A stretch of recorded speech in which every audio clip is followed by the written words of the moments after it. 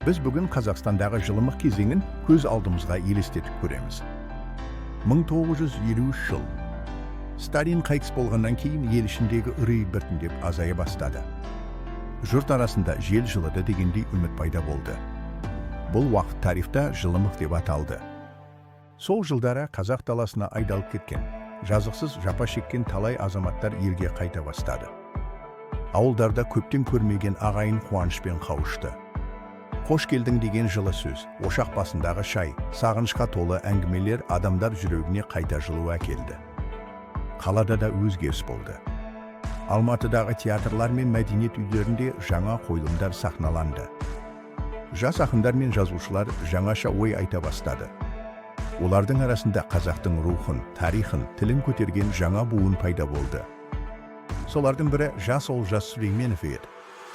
Ал ауылдарда тың игеру науқаны жүрді. Қара темір тракторлар сары даланы сызған із қалдырды. Жастар комсомол билеттерін көкке көтеріп, жер жыртамыз, егін саламыз деп жаңа өмірге аттанды. Бұл үлкен еңбектің, сенімнің, үміттің уақыты еді. Жалымап, жай ғана саясаттың жұмсаруы емес, халықтың қайта күлімсіреуі, хат жазып сағынғанын жеткізуі, ән айтуы, баланың еркін күлуі.